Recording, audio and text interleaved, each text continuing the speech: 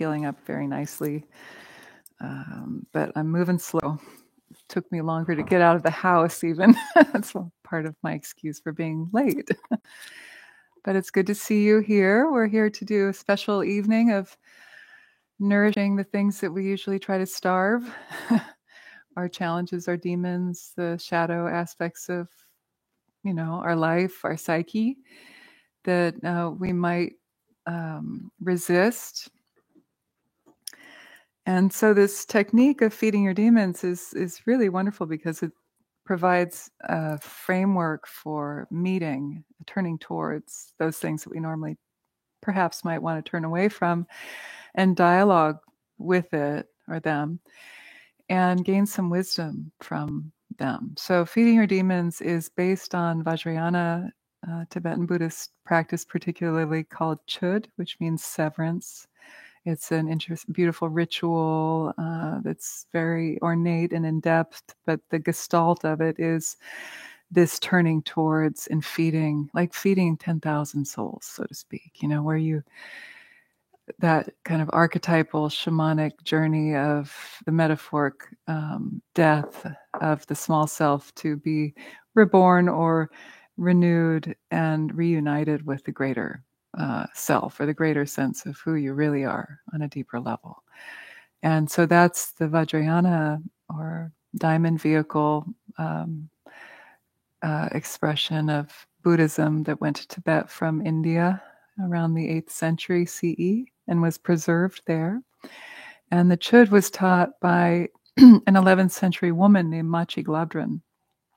And my teacher, Lama Tsultrim Allione, adapted the main thrust of that ancient practice and married it with modern day Gestalt therapy, namely empty chair therapeutic techniques, and created Feeding Your Demons. So Lama Tsultrim Allione wrote a book called Feeding Your Demons. I highly recommend it. It's a very good book, and it explains the technique. And she says that feeding your demons is Chöd in Western clothing. It's sort of, updated or simplified or adapted for the modern psyche. So this is what I'll guide you in tonight. So I'm really glad you're here. I love the practice. I use it personally. I've been doing it for, I think I learned it in 2004. It's almost 20 years. And then got trained in it and have been working with clients one-on-one in groups, teaching trainings in it for a little over maybe 15 years. So we've done pilot studies, and that's what I wanted to announce. I printed out the flyer and I forgot to bring it. Yeah. But I'm announcing it, which is Lama Tsultrim's actually coming to the Bay Area in a couple weekends, not this weekend, next weekend. And she's doing 2 events, right? I don't know if you know about the one at Cal. I didn't memorize the whole thing, but she's actually talking. She's doing a dialogue with Eve Ekman, a good friend of mine, colleague, somebody we know very well, at a psychedelic conference at UC Berkeley. It's free. And that will be on Saturday, I think at 11 or 11:30. It's called something like the Something Mirror. It's a dialogue that they'll have about feeding your demons. So if you're curious to meet the originator of this practice, you'll have a great chance to do that. And then I believe it's Saturday afternoon or Sunday. You don't know. I keep looking at you like you should know. It's not here. Yes, it's not here. You don't know. It's it. Yeah. What else? There'll be a link to that conference, which is free, in our newsletter next week. So if you're not on our newsletter yet, you can get on it today, and then you'll get a link to the conference on Monday. Thank you for including that. Great. It looks like a really neat lineup. Awesome, yeah. Eric Davis is talking at it too, right? Tons of and David Presti, wonderful guy. Yeah. An interesting angle on the whole topic. Is it? Yeah. Yeah. Yeah. Yeah. And I think that, I have my take on psychedelics too, Yeah, I have some things to say about feeding your demons, Chöd, and mushrooms. The death of the ego. Feed, don't fight, let it go. In any case, so that's cool. And then either Saturday afternoon or Sunday, Lama Tsultrim will be teaching and talking about feeding your demons at the San Francisco Dharma Collective, which is another one of my Dharma homes here. So that's a cool place in the Mission, SFDC. Michael Taft and I were connected as well with that. So was Catherine, Katie. So that's sort of like Alembic's sister Dharma community in a way, or cousins. We love each other. The other side of the bridge. So that's coming up. What is it? The 16th, 17th, 15th, 16th of April? Something like that. 2 weekends. And so I helped Eve and I with some other scientists. We developed a pilot study on feeding your demons. This was back in 2018, before the pandemic, before Against the Stream folded. We designed a pilot study to do like a community-based study of feeding your demons with people who had a history of anxiety, depression, and addiction. Against the Stream very much was geared towards people in recovery, who wanted to study Dharma. And so we did that with, I think, 62 people participated, and we had really good outcomes. Now there's a qualitative and a quantitative paper. Both of them have been published, and I could send those to you. Maybe we can include those in the newsletter that Katie sends out as a link. Do you think that's a good idea? We could do something like that, just a link to the papers? Yeah, probably not by Monday, but eventually. Sure. Eventually, yeah. So decreases in depression, anxiety, and craving, increase in satisfaction with life, capacity to be with uncertainty and difficulties that was increased. So a lot of really cool markers were revealed by that very small study. So doesn't that give you confidence that you haven't come to a very strange thing you're maybe nervous about? How many people here for the first time doing Feeding Your Demons? Great, about half of the group. Nice, welcome. Okay, so let me keep an eye on time and try to do just a little bit of an intro to the 5 steps. Not long, because you really learn by doing. And if I front load it too much, you get in your head, and it's actually nice to feel it. The whole practice is more about the somatic experience of it, and less about like understanding the story.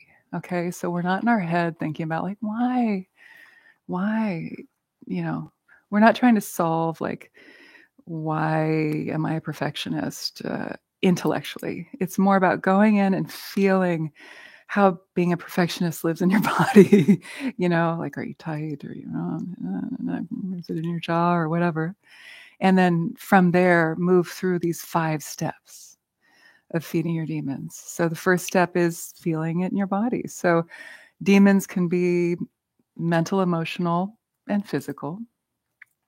They are simply that which obstruct your experience of freedom. So whatever's blocking you in your life could be defined as a so-called demon. Right? So it could be like the perfectionist demon, or the never good enough demon, or the codependent demon, or the alcoholic demon, or, the back pain demon. It can be a physical situation too. Maybe you have chronic headaches. Maybe you have certain congenital thing that you've been born with that causes pain. You can actually take that as the so-called demon and work it in the 5 steps too. Okay? You don't always have to know why the pain is there or why the block is there. You don't even have to know why from the outset. It's just about feeling it in your body, whatever it is you choose to work with, and be specific. I'll give you time. If you don't know, that's okay. At the beginning, we do some relaxation breaths, and then I give you a couple minutes to sit quietly and really land on what you'd like to work with. So you don't have to know right now. You'll have time. Often in that little silent time of figuring it out, you'll get this whole lineup of people have little demons who are like, me. You get this like, long line, or maybe just 1 or 2 or 3. But the key is to work with what's most up for you, like what's closest to the surface today, like right now. Not yesterday or, last year. If nothing is up for you right now, that's okay too. Then it could be what was up yesterday or last week, right? So it could be something that you have been wanting to dive more deeply into and haven't quite had the time or chance to do that also. So you don't necessarily have to be in it right now. It could also be something that's a recurring theme, like, oh yeah, you know, insomnia. I slept well last night, but I haven't been sleeping well the last week. I want to know what that's all about. So you could work that in the 5 steps. So you see the breadth of this really can be almost anything. And it can be small stuff too. It doesn't have to be big cathartic things. One of the examples I often give is when I was doing my training, I was accumulating many feedings. Like you have to sit down 108 times and do 108 feedings. You don't have to find 108 different demons, but you have to like sit down and work it 108 times. Maybe you have a dozen main themes that you're working through. So I was chugging along, accumulating my demon feedings. And I was going through a pretty quiet, chill time in my life. There wasn't a lot of upheaval or problems. So I'm like, oh, I don't really have anything to feed today, but I have like a deadline. I need to turn in my 108. So I thought, well, there's something that's been gnawing at me lately is that I've been kind of distracted in meditation. And that's annoying if you're a meditator. You're like, damn, this is supposed to be fun. And my mind just doesn't want to sit with me.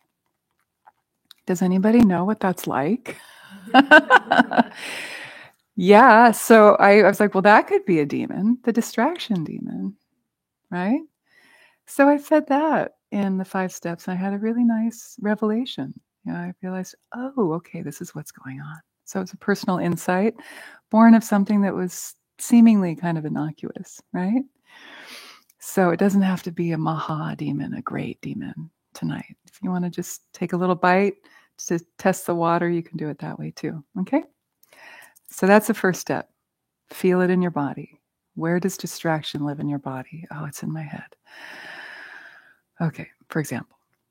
The second step is to then personify it in front of you. So for temporarily, you are asking it to leave your body and take form as a being in front of you so that you can dialogue with it. And I'll prompt you to see a being see something that's personified, meaning it has eyes, a face, limbs, because we're going to dialogue with it. If a rock appears, then I'll prompt you I'll say something like, if an inanimate object appears, imagine what it would look like if it were animate, if it were embodied, personified. Okay, and it's called a subjunctive trick. It's this little, what if? Subjunctive. What if? The imagination is free in that way. Like, oh, suddenly it sprouts some, octopus legs and some big eyes. Okay, now I can dialogue with it. Then you're going to ask this personified expression of your challenge, your demon, some questions. What do you want is the first. What do you really need is the second. And how will you feel when you get what you really need is the third. And you don't have to remember any of what I'm saying to you because I will guide you through the whole thing. But I want to point out something about these questions. They are very intentional. What do you want is sort of like the handshake, the first initial, like, hey, I'm here. I'm listening to you. Like, why are you here? What do you want? Right? So if it was a distraction demon, maybe the answer. So you ask these questions, but you're not waiting for the answer. Okay, so I won't go there yet. The second, I'll give an example in a sec, but the second question is, what do you really want? So that's getting a little deeper than the first. This is like the hug. So what do you want is a handshake? What do you really want is like, now you're moving in for like, okay, I want to go deeper with you. I'm giving you a hug. Like, what's beneath the want? What's the deeper need beneath the want? Like, if you were a distraction demon, the want might be, I want to watch Netflix. I don't want to meditate. I want to watch Succession or whatever, which I don't think is that great of a show, by the way, but we can debate that later. I'm giving it a chance, and I'm like, what the fuck? This is so lame. I'm such a vapid show. Okay, whatever. You might not agree, but I don't care.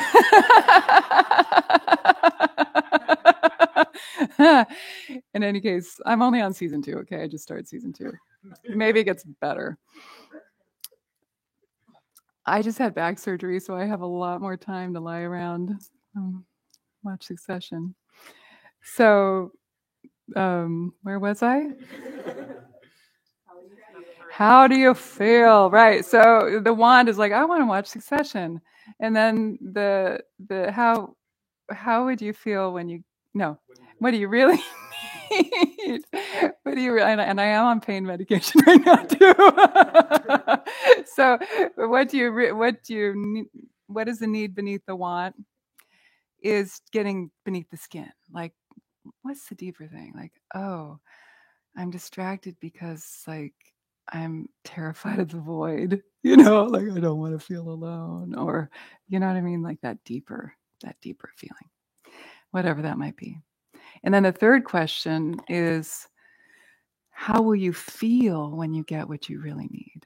So now we're trying to get at the feeling tone. We've told a little story, and now we're going to give the massage. We've done the handshake, the hug, and now it's like, okay, massage, because that's more about feeling, right? So what's that feeling you really want?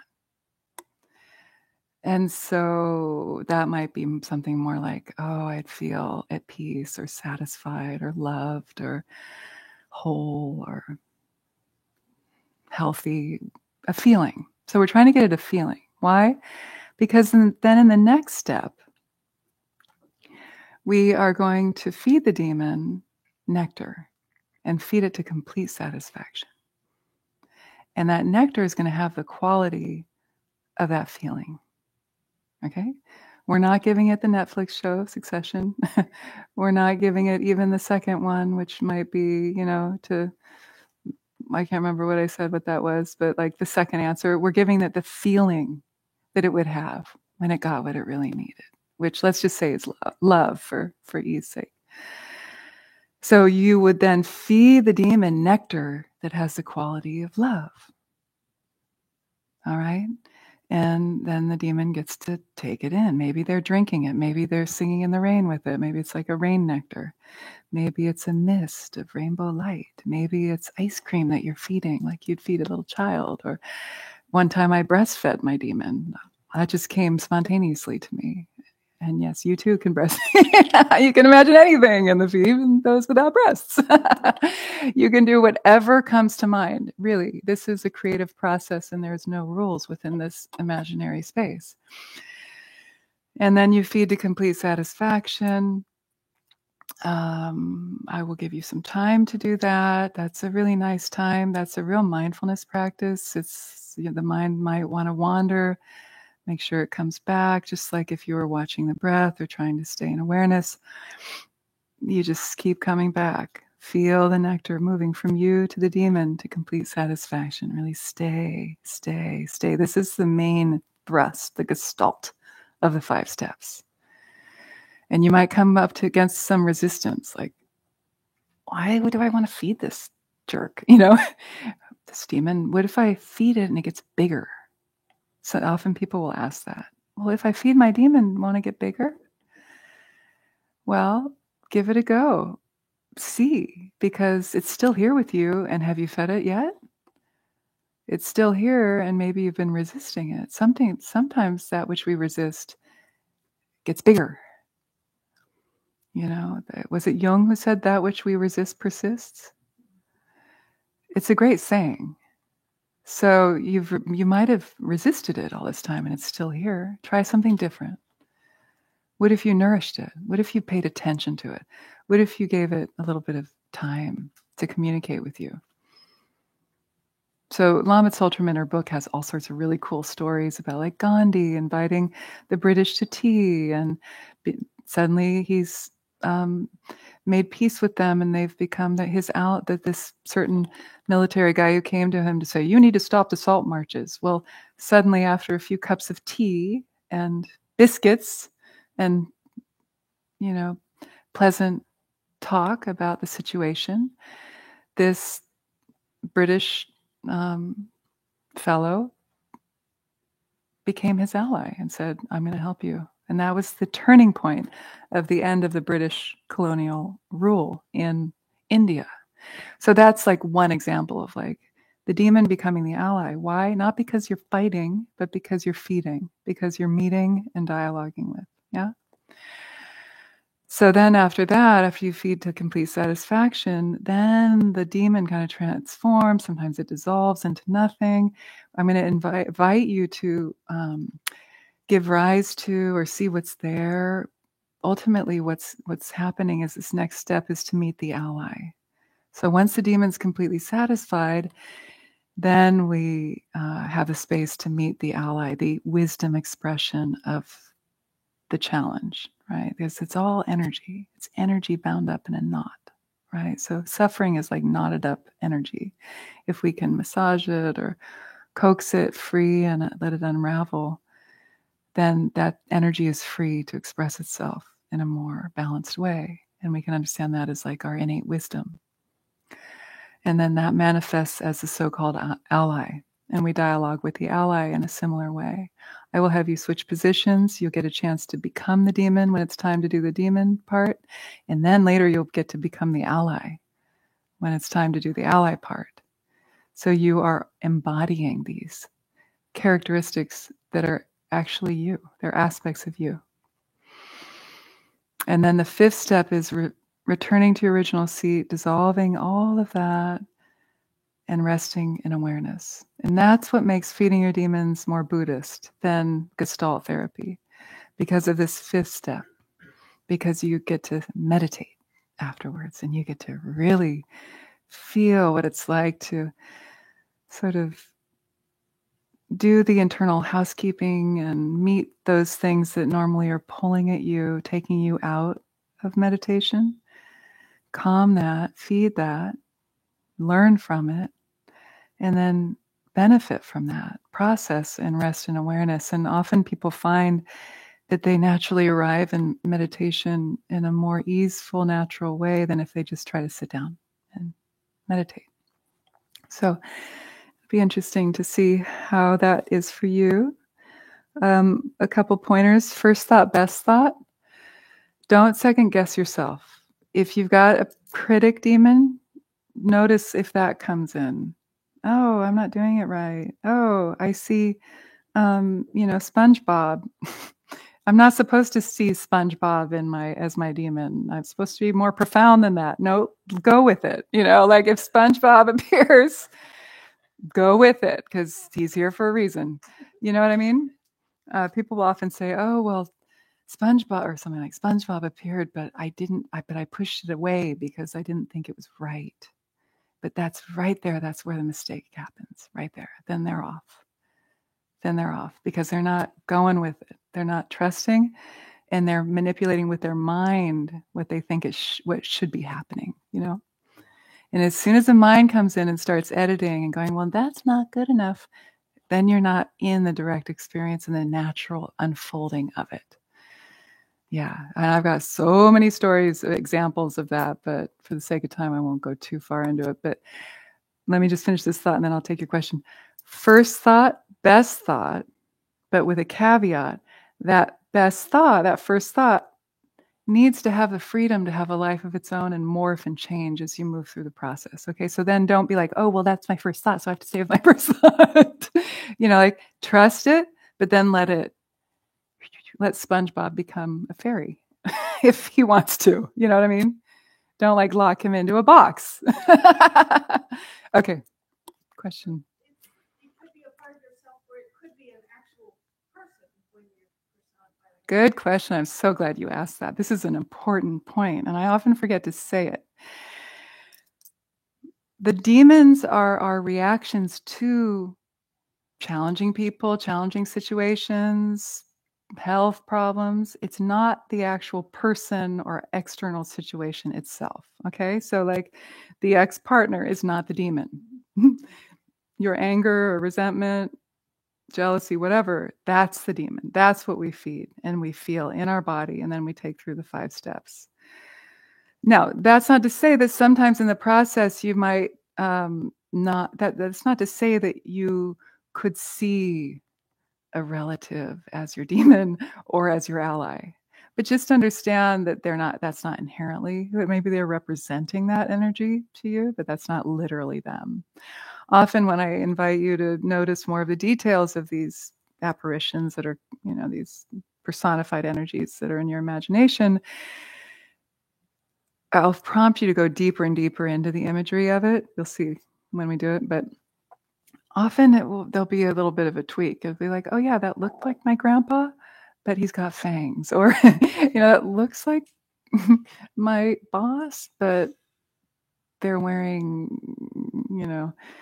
red, Wizard of Oz slippers. What's her name?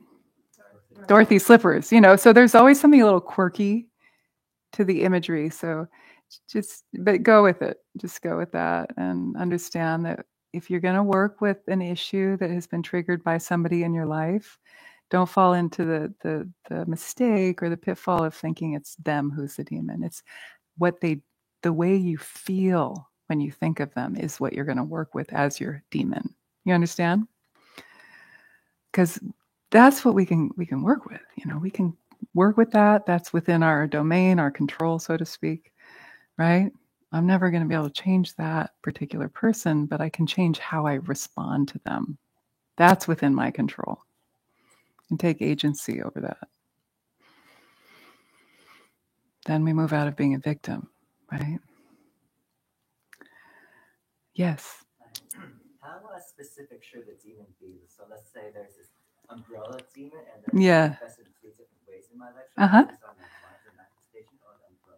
That's another great question, because it brings up something else, which is in Lama Tsultrim's book, she talks about this. You can have these Hydra demons. So it's a little different than the image of the umbrella, but similar.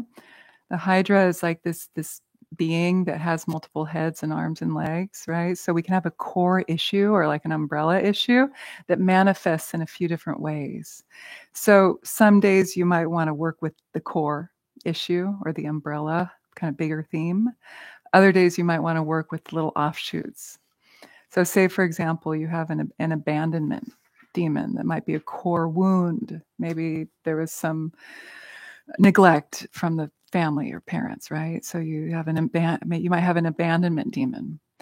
So you could go right to the heart and work with that if that's up for you, if you feel connected to it and want to do that. But you might also come to be aware of like, oh yeah, I have an abandonment demon, so I'm codependent in my love relationships, or I am addicted to alcohol to fill that empty space, or I do different compensatory behaviors. Maybe I'm obsessive compulsive or whatever. So you can work with those kind of arms and legs and heads, and that will all help to heal back to the core. And then you can do deeper work with the core too. Yeah, good. So shall we do it? All right, it's time. Let's do it. So you all have an empty seat in front of you. You can put your journal off to the side, pen off to the side, water bottle off to the side. Yeah, if you need to get a blanket or another cushion, please, take the next 30 seconds to make sure you're feeling comfortable. That's a little too light. Yeah, I think, we don't, yeah. If anything, we need to set the mood for the demon to want to appear. But we could turn on a little more light if people need it when it comes time to journal, but not now. Definitely not. I mean, if anything, we could turn the lights off. But we won't do that. The YouTubers in Nebraska, they need us. Oh, it was for the YouTubers. Yeah. I'm sorry. Are they? We need us all the way off for all the Sangha list people out here. Can they see right now though? Is that okay? Okay. Alrighty. All right. So we'll start with some relaxation breaths, and then I'll give you a couple minutes to silently contemplate, dive into what you want to work with tonight. And if a few things come, just choose one. Okay, choose one, because it's too much to try to do a few in one sitting. It doesn't quite work. All right, so let's close our eyes and start to take some deep breaths.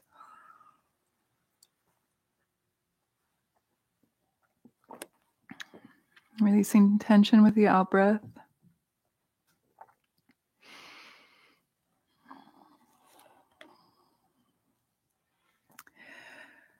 We begin with what's called the 9 relaxation breaths. So the first few breaths, breathe into any physical tension. And then with the out breath, feel that physical tension melting into the earth beneath you.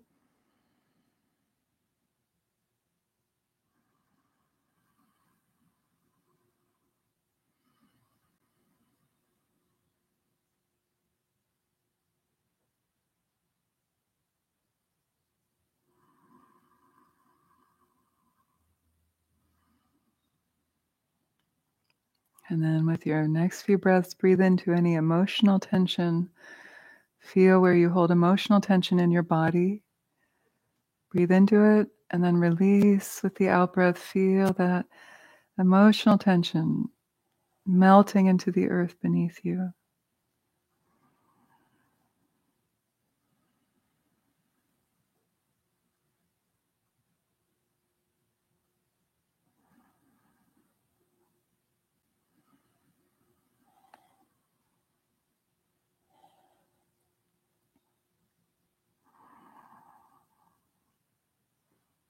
And then with your next few breaths, breathe into any mental tension. Feel where you might hold worries or concerns, thoughts that cause tension. Feel where they are in your body, where you hold them in your body.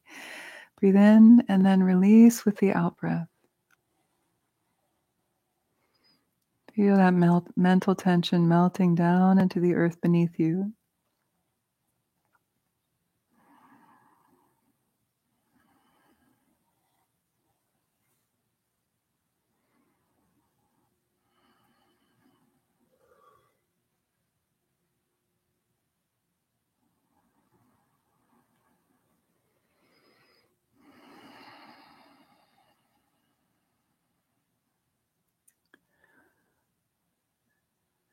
And now take a moment to arouse your motivation for your session tonight, recognizing that your own personal work, your own healing has beneficial repercussion, not only in your own life, but for those around you.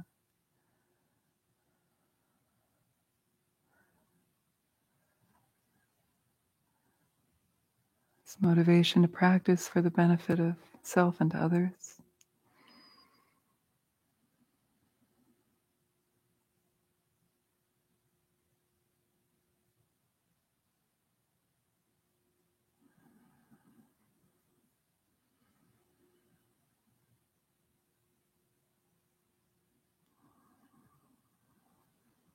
And now let's take a couple minutes to feel into what you'd like to work with tonight.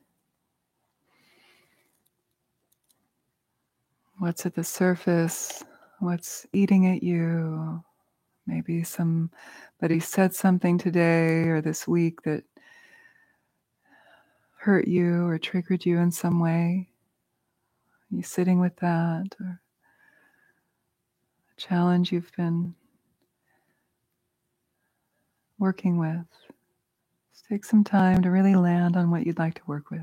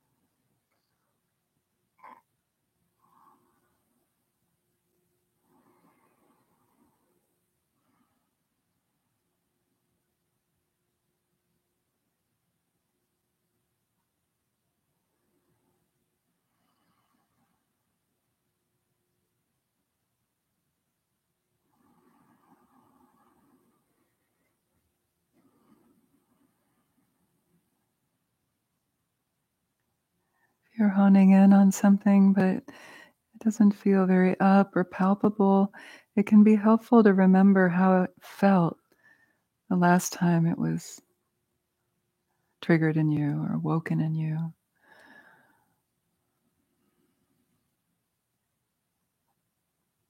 Last situation you were in.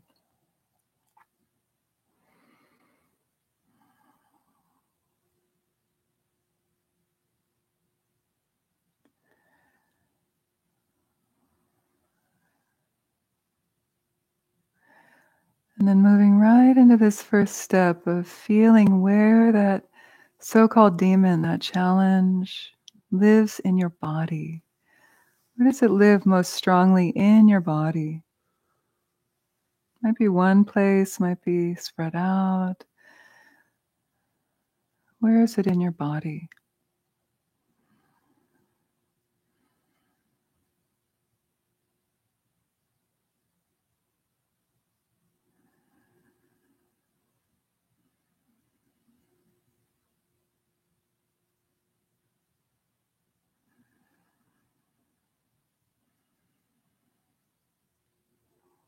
And then notice, what is the shape of the feeling?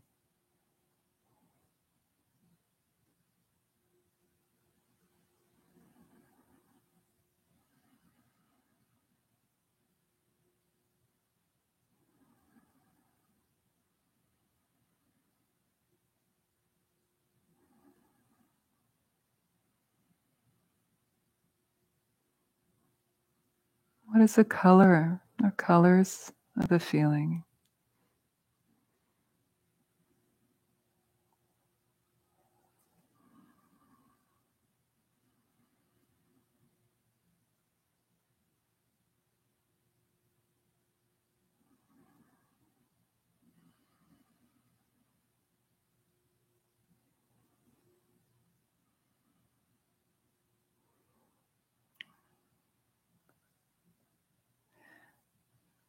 What is its density? Is it really dense? Is it more effervescent or like a mist?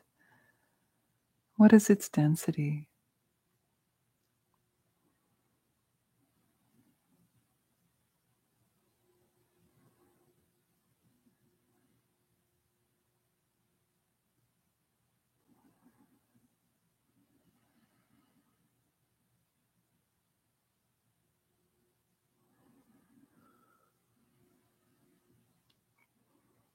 And what is its texture?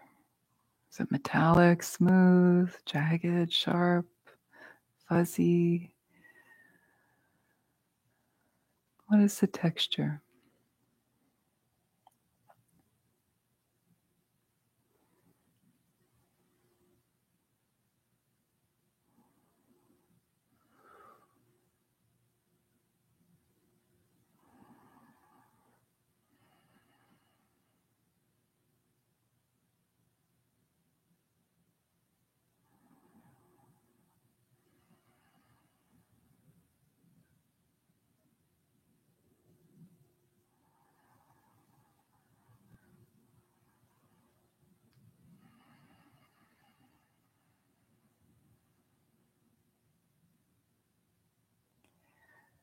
And what is the temperature? Is it hot, cold, warm, or neutral?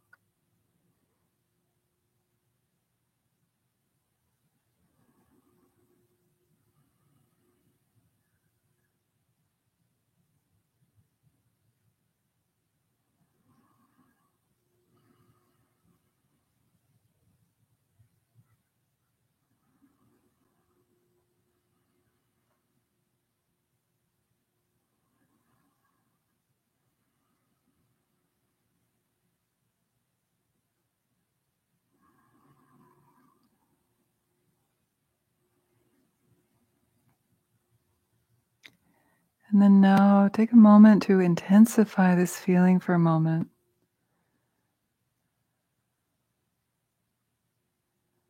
Perhaps remembering how it felt the last time you felt it strongly.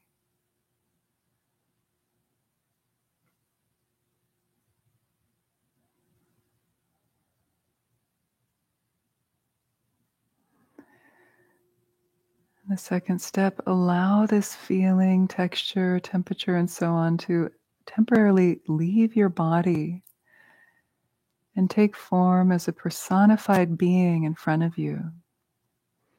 You can even use your hands to make a gesture of moving this energy out of your body and allowing it to take shape in front of you, in your mind's eye.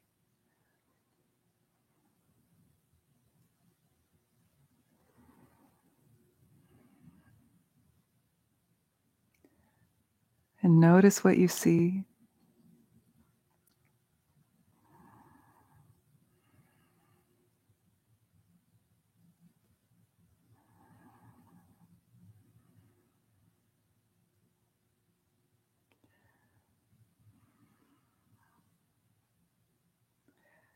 Notice its size.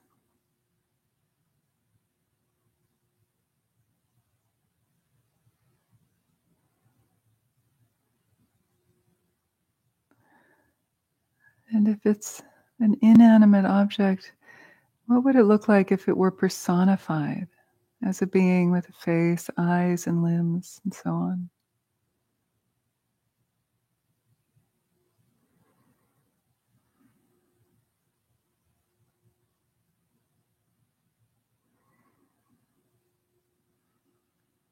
What is its color?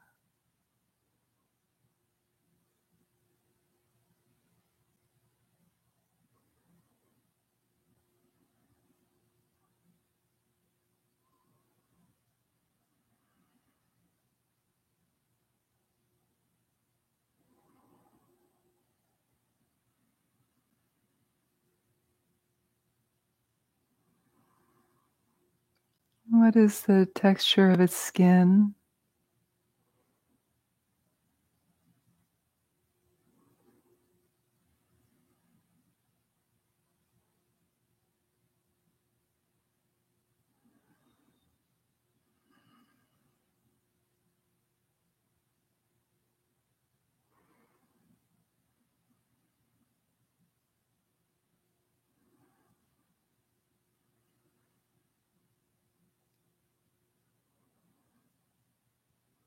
Its density?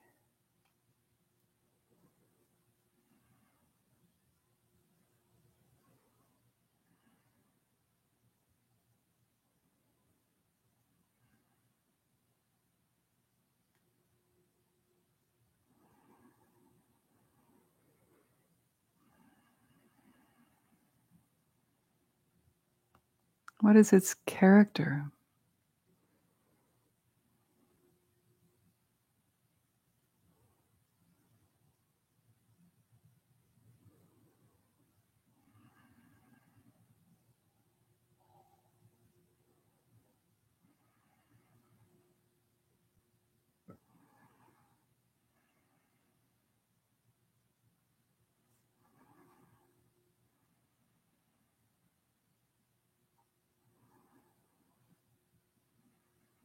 What is its emotional state?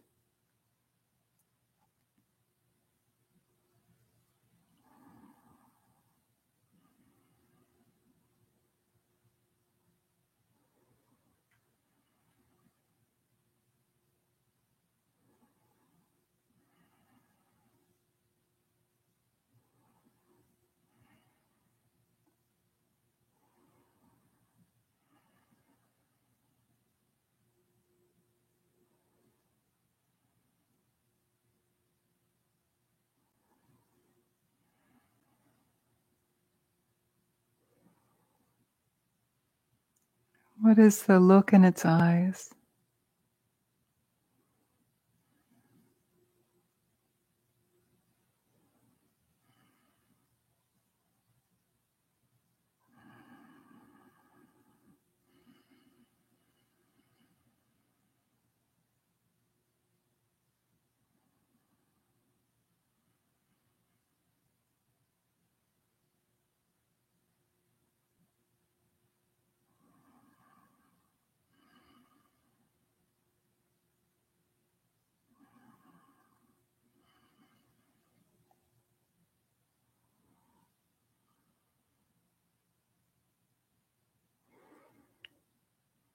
And now notice something about it that you haven't seen yet.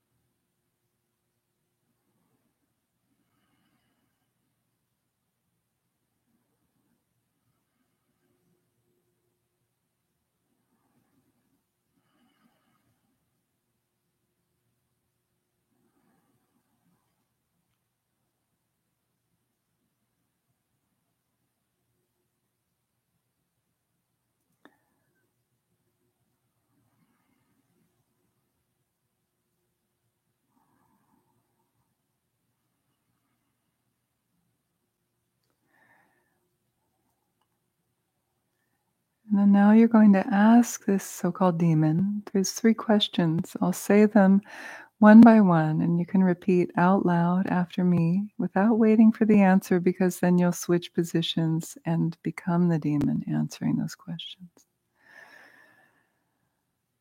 Repeating after me out loud. What do you want? What do you really need? How will you feel when you get what you really need? And now slowly switch positions, taking the empty seat in front of you, keeping your eyes closed as much as possible throughout the whole process, facing your original seat.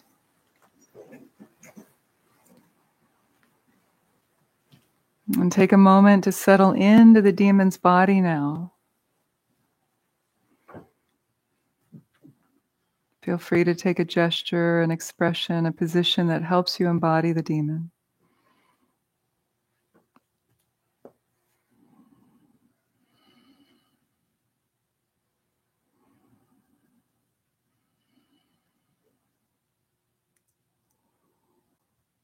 And feel what it's like to be in the demon's body.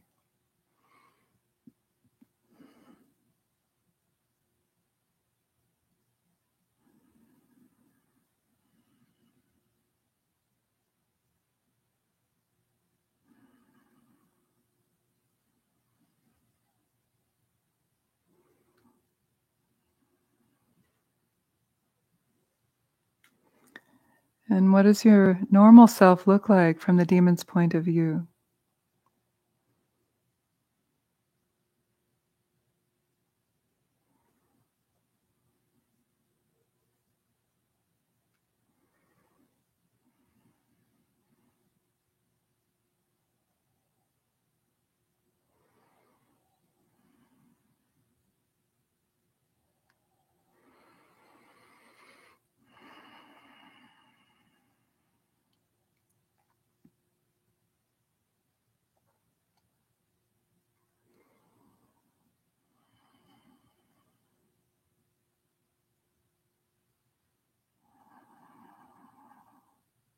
Really let yourself feel what it's like to be in the skin of the demon.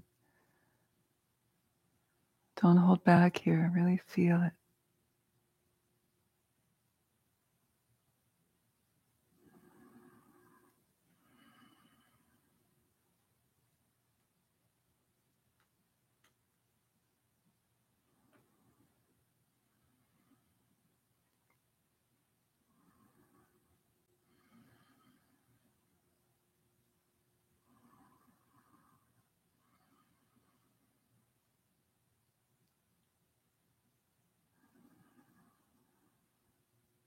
Good. And now, speaking as the demon, you'll answer those questions. I'll give you the beginning, and you can complete in a full sentence quietly now, this time internally, answering those questions, speaking as the demon.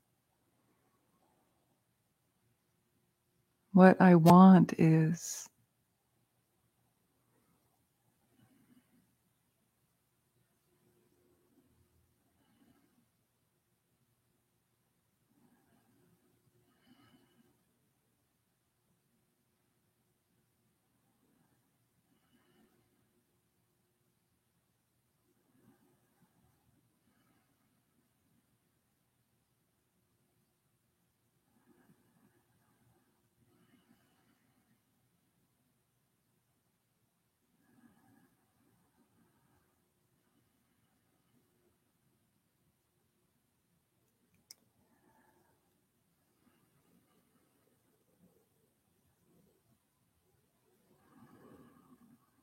What I really need is. What's the need beneath the want? What I really need is.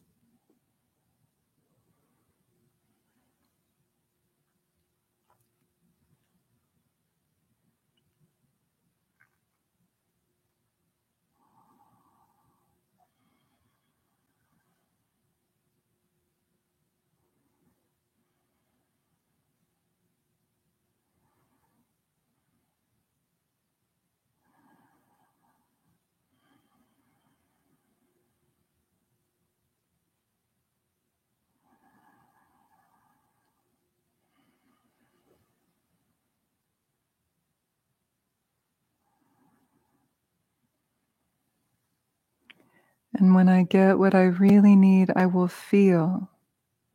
When I get what I really need, I will feel.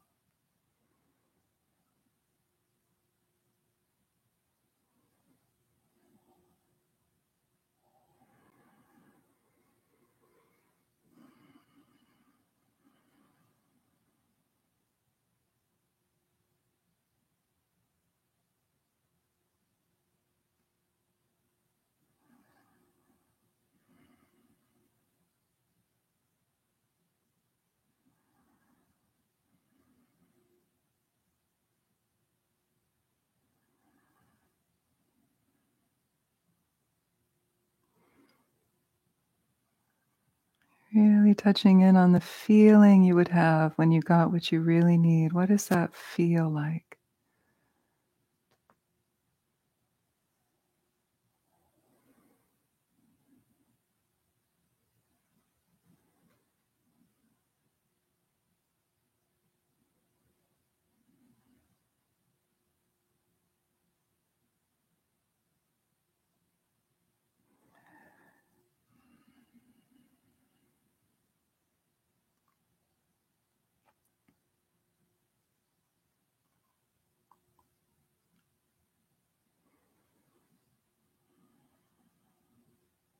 And when you're ready, slowly switch back to your original seat, keeping your eyes closed.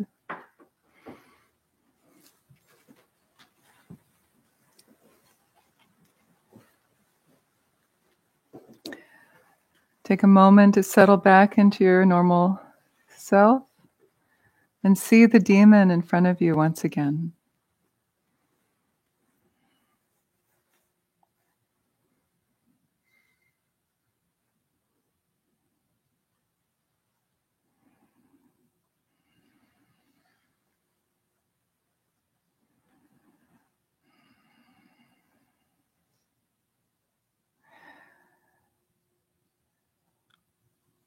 And now the fourth step of feeding the demon and then meeting the ally. So you have two choices here. Either imagine that you dissolve your body into nectar, or you can simply imagine that you create an infinite supply of nectar without dissolving the body.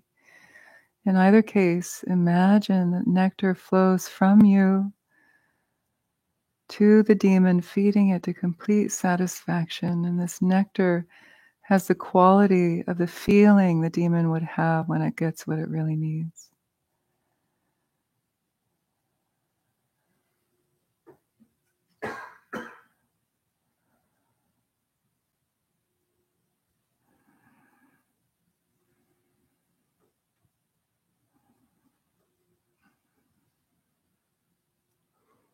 Feel this unlimited supply of nectar flowing continually from you to the demon.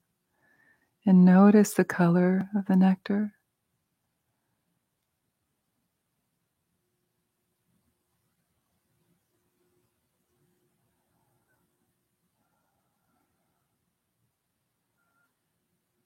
And notice how the demon takes it in. Does it drink it? Does it swim in it? Does it absorb it through the pores?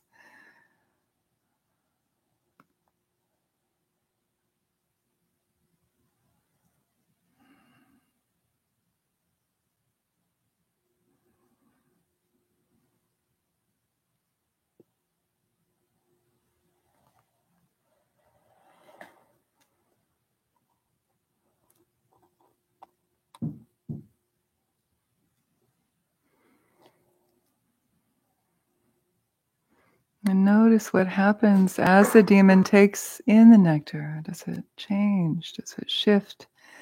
Shape shift?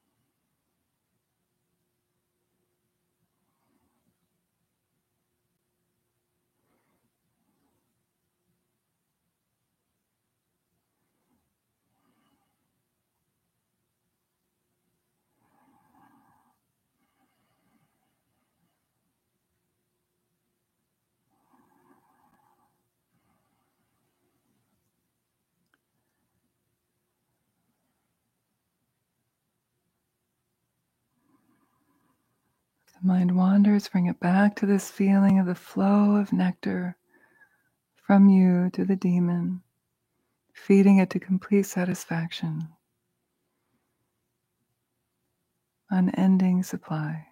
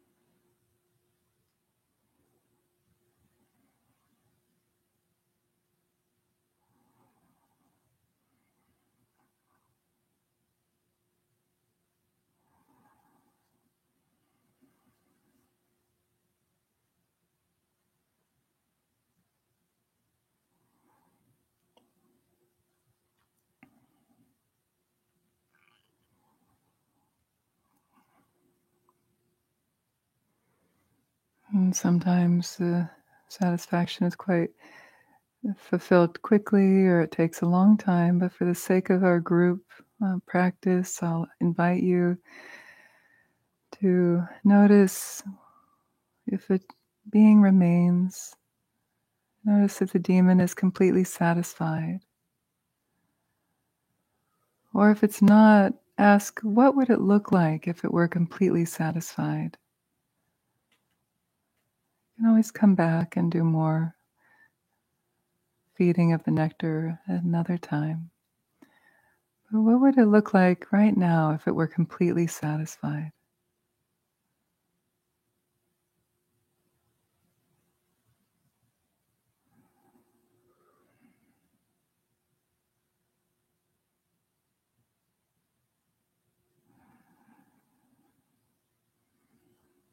And if a being does remain now, ask if it is your ally. And if no being remains, then invite an ally to appear. And if that being said, no, I'm not your ally, then also invite an ally to appear before you now. Meeting the ally.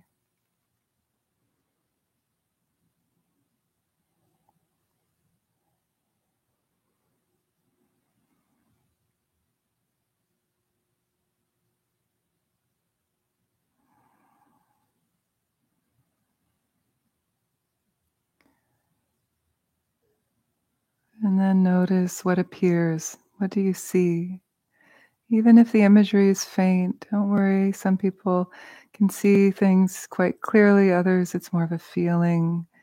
Regardless, you can engage and keep going with it. What do you see now? What does the ally look like?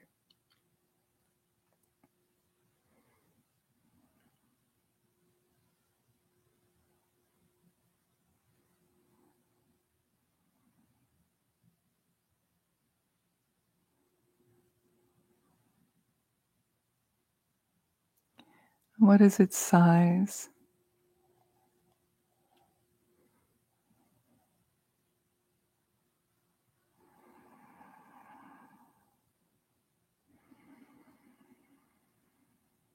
Its colors.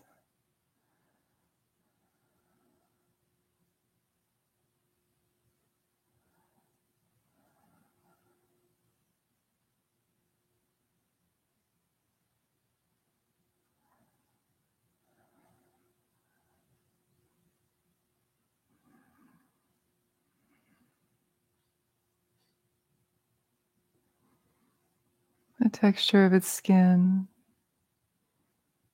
Maybe it's fur, maybe it's feathers or scales or normal, like human skin.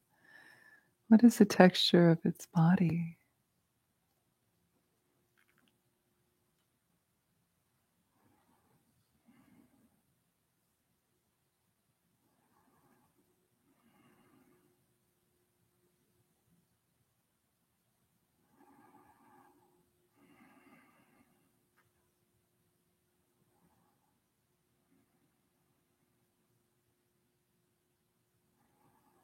What is its density? Is it like a being of light, or is it like a human or animal?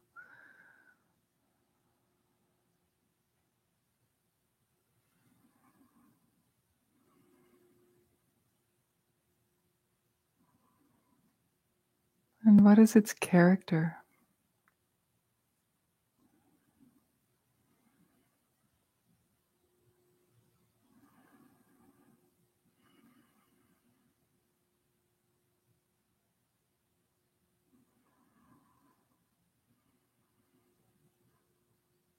What is its emotional state?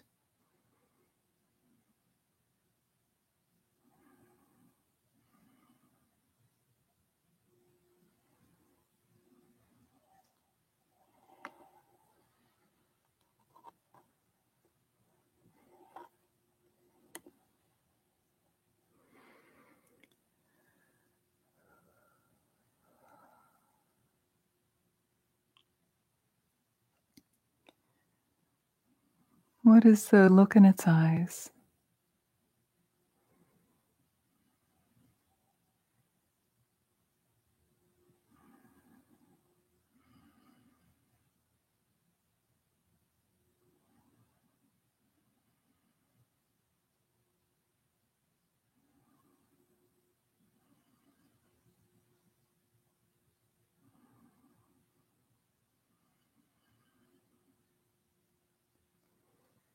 And now notice something about the ally that you haven't seen yet.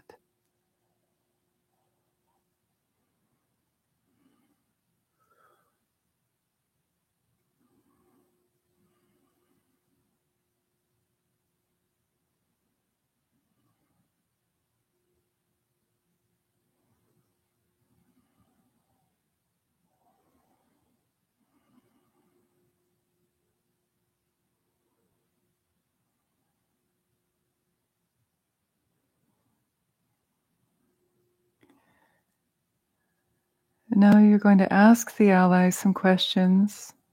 I'll say them and you can repeat out loud, one by one, after me, just like before. How will you help me? How will you protect me? What pledge or commitment do you make to me? And how can I access you?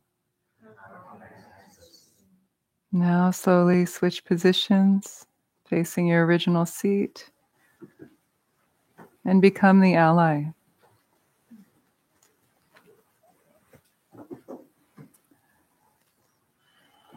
And take a moment to settle into the ally's body.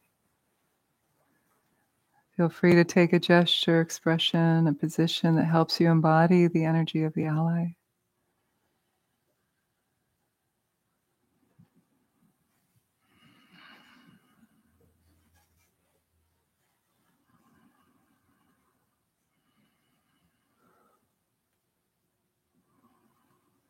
And notice how it feels to be in the ally's body.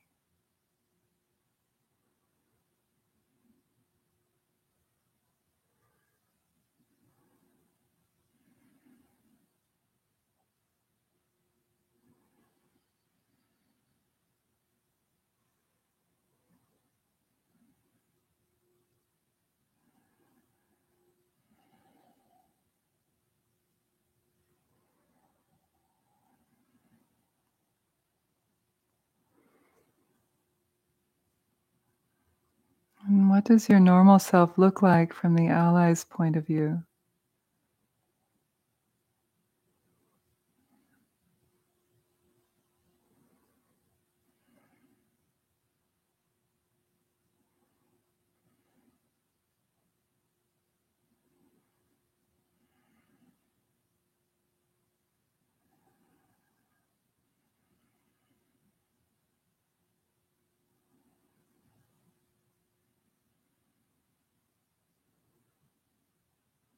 And really feel yourself as the ally. Don't hold back here, right? Let yourself embody the energy of the ally.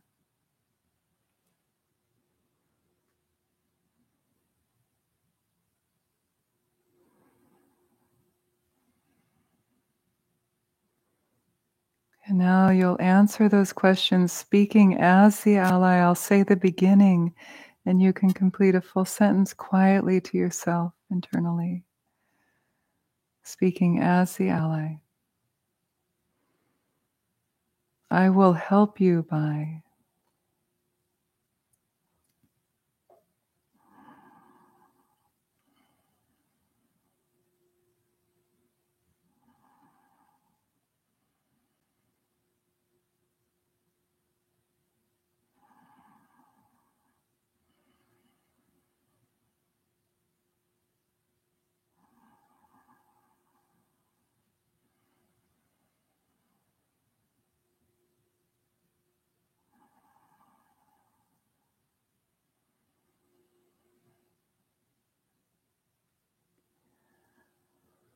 I will protect you by.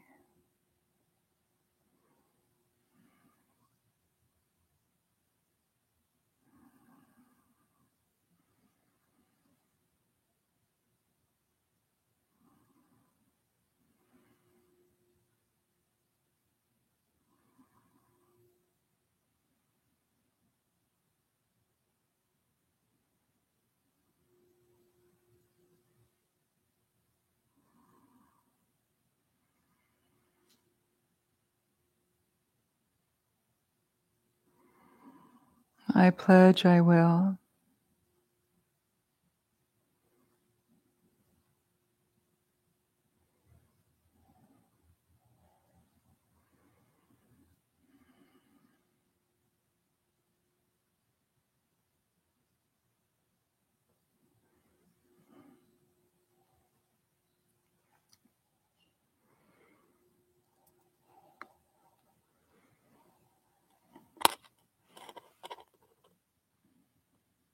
And you can access me by.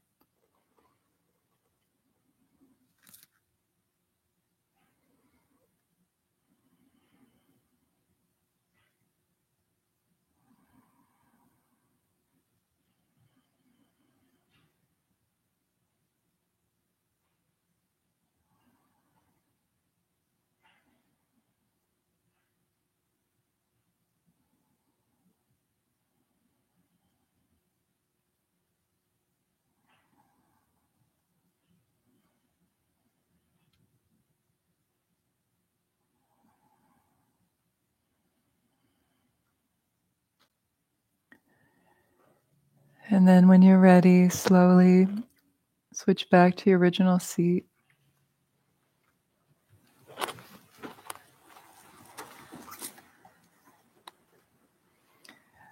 Settling back into your normal self and seeing the ally in front of you once again.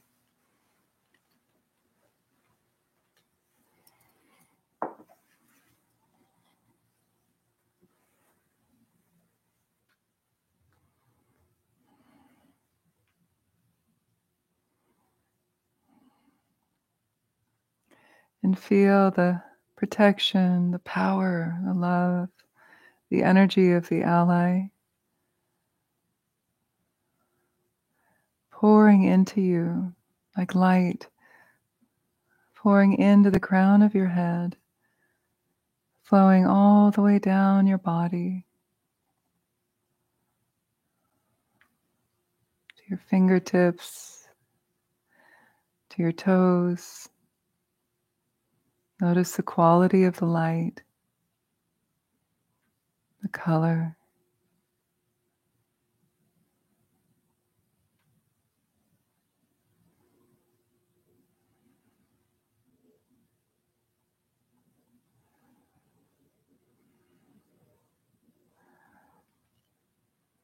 And feel that energy of the ally flowing into you.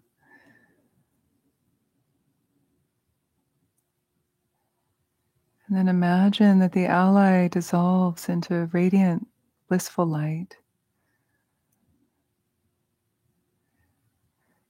And then the ally energy dissolves into you fully now. It's as if it's empowered you. It's reunited with you.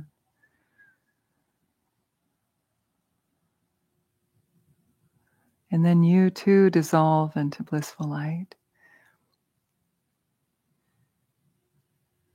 And then rest in awareness, unbound by the confines of the physical body.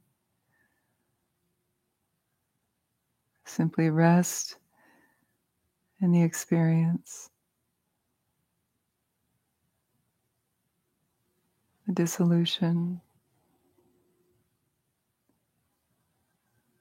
Awareness merges with space.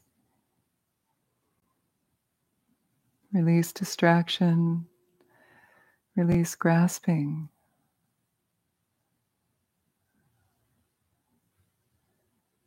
And rest your awareness in that natural, wakeful, vast, open space of consciousness. Just rest for a few minutes.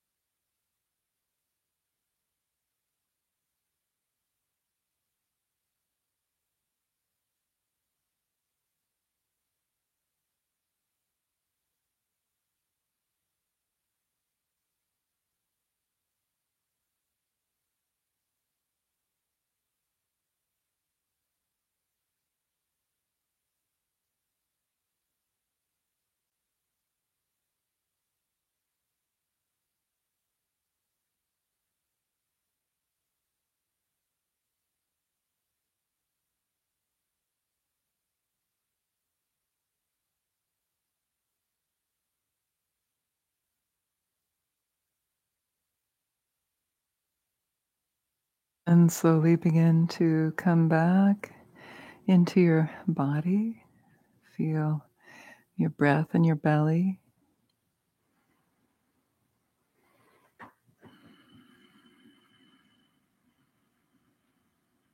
the clothes against your skin. And recalling that feeling of the integrated energy of the ally in your body.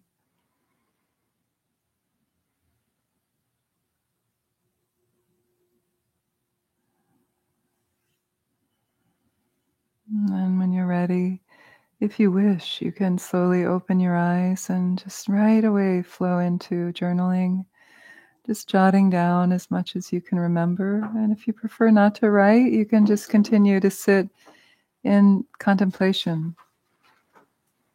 It's up to you. Or you can lie down if you need to and rest. Just take a few minutes here to jot down as much as you can. This form is for the training, so don't worry about all the details at the very top. Just fill in as much as you can. I'd like to encourage you to just focus mainly on like what the demon said, which is, I think it's step 3, and what the ally said, step 4. Those are kind of the key nuggets. Anything else you'd like to jot down, please do so. Just take 3 minutes here.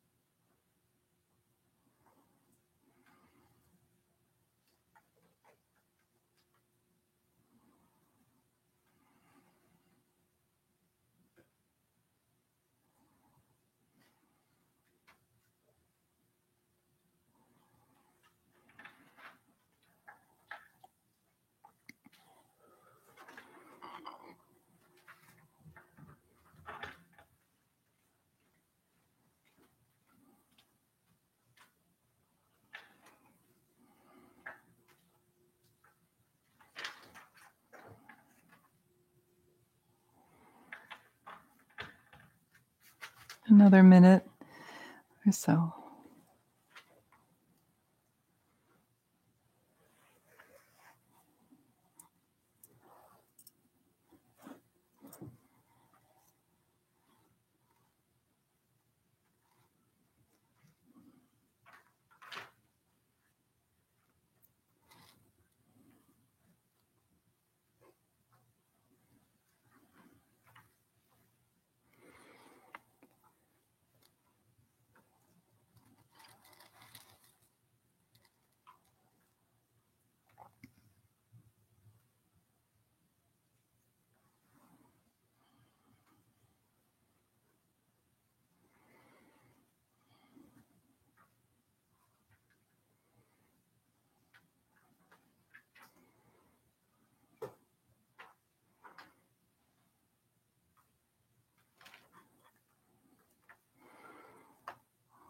And just take a few moments now to jot down any kind of notes or words that can help trigger your memory later if you want to return to journaling more.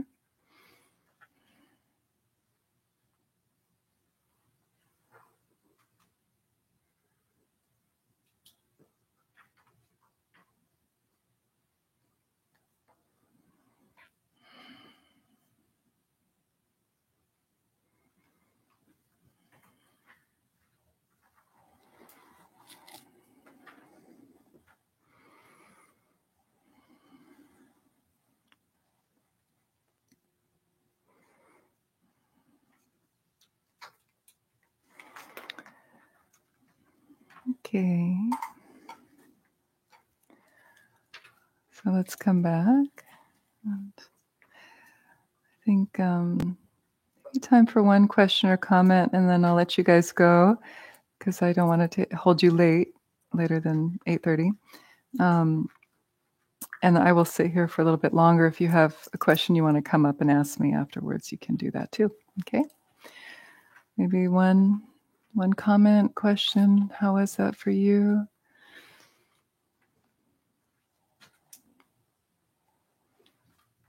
Yeah. How did it feel to meditate after that? Feel different? Yeah.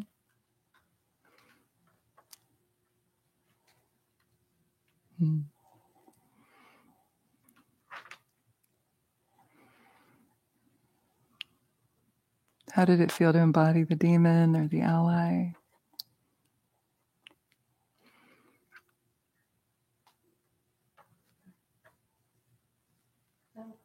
Yeah.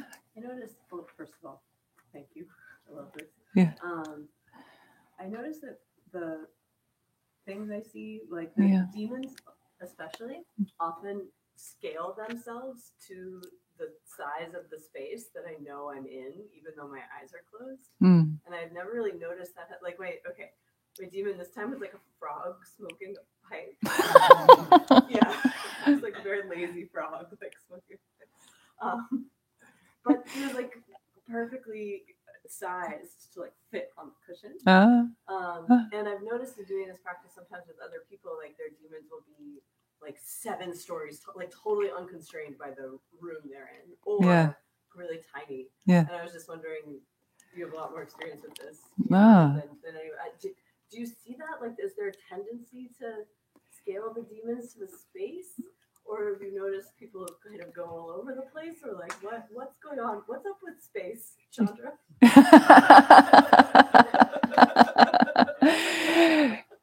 I haven't noticed a trend. It can depend, it can depend. It can depend on what people are working with. And, the space that they're in might dictate a little bit about how free they feel to expand fully. I remember the last Kapala training I taught was in the south of France. You were there with me. We were outside. So as you were speaking, I was like, maybe those demons were really big and the allies were really big. We have summer and we're out in a field. People were doing their partner work, learning how to guide other people outside, doing feeding your demons. But, I didn't notice a trend with people saying, yeah, my demon was this tall as the moon, up to the moon. And I don't know. It's a good question. It's actually something that I don't think anybody's ever asked me that question before, Katie. Yeah. I mean, maybe it's, you feel like you want to present a nice, comfortable seat for your demon and your ally, not too big, not too small. Go try at the beach.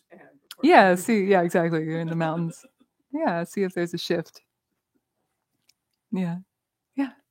Okay. A little bit about instability of visualization in both this and other Tibetan practices. I don't have a very stable mind's eye. Sure. Flickery and the images are. It takes time. Yeah. Does that tend to grow with time? Yes. Okay. Yes, absolutely. It's probably something that's new to a lot of us, and it takes time. So with consistency, with coming back to it day after day, it starts to stabilize. Like if you did this day after day, like if you did 108 days of this, you would start to really notice a difference. It's, the mind, they say, is like the wind, right? It's buffeted by the wind, really, by the mental thoughts that are like the wind. So in the beginning, like that analogy maybe you've heard, that the flame is very, and meditation's like putting a container around it so that it doesn't get buffeted by the wind. So, it takes time to really still the mind and let it be more concentrated. Some people have an easier time with visualization than other, and that's kind of maybe just something that might never change, or maybe that capacity can grow with time. One of my colleagues is a therapist, and she would always, in these trainings when we teach together, and I'm not saying that you said this, but sometimes people will say, I can't visualize. And it's not that uncommon. Some people really do have a hard time visualizing. But she'd push them a little bit. She'd be like, okay, well, let's just do a thought experiment. Can you close your eyes and imagine your room?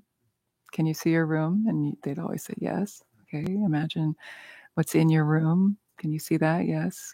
Okay, look at your closet. Can you see your clothes in your closet? Yes. She's like, see, you can visualize. It's that type of faculty. But it can take a while to feel more comfortable with that.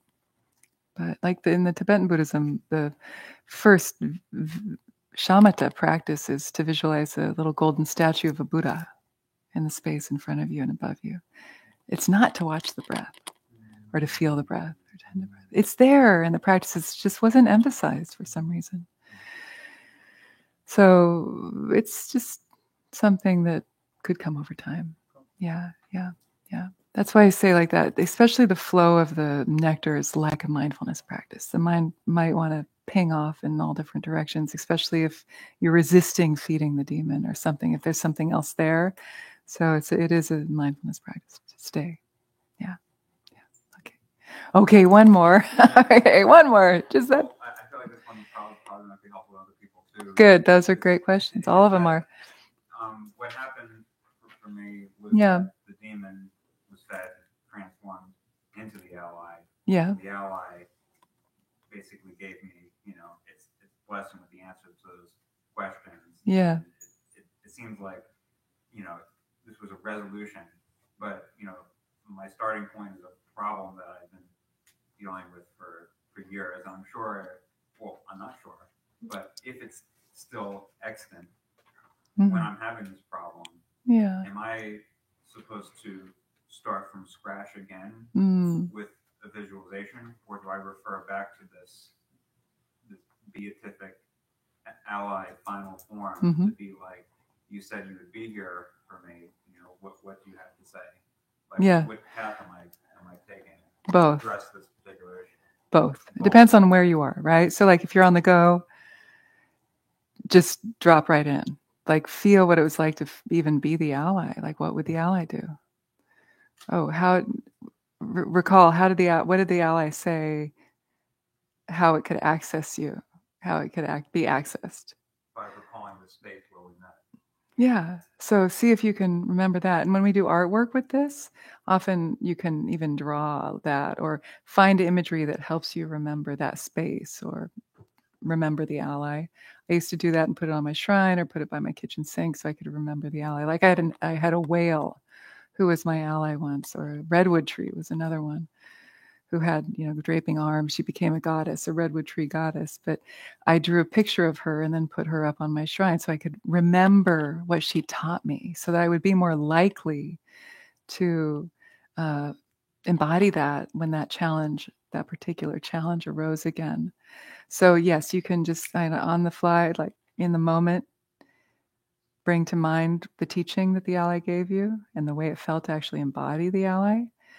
And then if you have more time, like in your own morning practice or evening practice, take it through the 5 steps again. And this question is very good too, because it helps me tell you guys that when you want to come back to a theme that's recurring in your life, like you say, you've been working with this for a while, come at it fresh. So if you were to sit and work with this demon again, don't assume it's going to look the way it looked. Say the things that it said. Feel it fresh in your body and take it through the 5 steps and let it be organic. It might appear differently to you. The ally might appear. It might say different things. It will, certainly. So both those steps are useful. Both. The full 5 steps and a more concentrated, longer practice, and just immediately drop in. That's important. More or less useful depending on where I'm at. I think it just depends on circumstances. It'd be nice if this is a good, important issue for you. I'd say try to really carve out some time to go through the 5 steps with it, a few more times. Lama Tsultrim says that, like, if you really hit on a nugget of gold, like an important demon, commit to doing it every day for 30 days and see how it changes. Yeah, so that also goes to the question about visualizing, like how does it morph? How does it change? Get a journal where you can journal and draw and sketch, do whatever you want, collect clippings, really engage with this practice in that way. It'll help you see how it evolves and changes. I still have my Feeding Your Demon journals with art. I got one of those big drawing notebooks, and I've got all sorts of drawings in there from the time when I was doing the trainings and stuff. And sometimes I'll look back over them going, oh, wow, yeah. And then sometimes people will ask, how do you know? Okay, last thing. How do you know when you're done? You're done when you look back and you go, wait a minute, that hasn't been bothering me for a couple of weeks or a year or however, it's just not gnawing at you anymore. Then you don't need to keep feeding it. Just let it go. This practice doesn't need to be done every day all the time. Like, I don't do this every day. I do it when I need it now. But if you really hit on something and you want to see how it can grow with this practice, then see if you could do it like every day for 30 days. Or at least 2 weeks, see what that is. Okay? All right. Yeah, thank you. Good. I hope that was beneficial for you. Thank you for having the courage to come and do this. And I hope it brings great wisdom and that you befriend your allies and your demons. Yay. And there's lots of YouTube resources for more practices, guided practices online, and get the book, Feeding Your Demons. Yeah. If we look up that Lama Tsultrim, yeah. We'll find out about that. Yeah, you should find it somewhere on the internet. It's got to be presumably. Up there somewhere. Yeah, look up UC Berkeley, Lama Tsultrim. Yeah, and the link to the conference will be in our newsletter on Monday. Cool. So thanks everyone for being here. Emily. Oh, heck yeah. All right. If you didn't hear, did everyone hear what Emily said? You can leave your questions right where they are. Okay. Yeah. Thank you. So for those of you who are here for the first time, you feel free to stay for tea in the lobby. So hang out with your friends, ask people how their practice was, ask people what their demons were, and sign up for the newsletter. It's written by Sasha Chapin, who recently cured his own aphantasia, which is an inability to visualize. And he wrote about that on his own personal Substack. So if any of you had trouble with the visualization in this practice, I would urge you to read that. And if you don't want to read that, what is his Substack called? I think if you just look up Sasha Chapin Substack, it's there. And if you haven't read his Deep Okayness post on that Substack, it's amazing. I know we're over, so I will not tell you what an alembic is tonight. I'm not going to tell you. If you don't know what an alembic is, you're going to go another week not knowing what an alembic is. But I will say, for the people in the room, how many of you have volunteered at an alembic event before? Raise your hand. Yeah, so if you haven't volunteered in an alembic event before, or if you're super introverted and you really don't want to sit in the lobby and check people in on the iPad, but you do want to do some kind of service, or you have free time and you want to contribute to the community in some way, we have a volunteer meetup, and it's a project day. It's the day you've all been waiting for. It's a day we work on projects together, and that is coming up on April 22nd, 23rd. Yeah, it's a Sunday, and it's going to be here. So all the sort of regular volunteers will be here. I'll be here. Hannah will be here. And we're going to work on projects, and then we're going to have food. So if you're looking to get more involved with the alembic community, I would urge you to come hang out, and stay tuned next week for what an alembic is. Yeah. All right, I'll see you all in the lobby.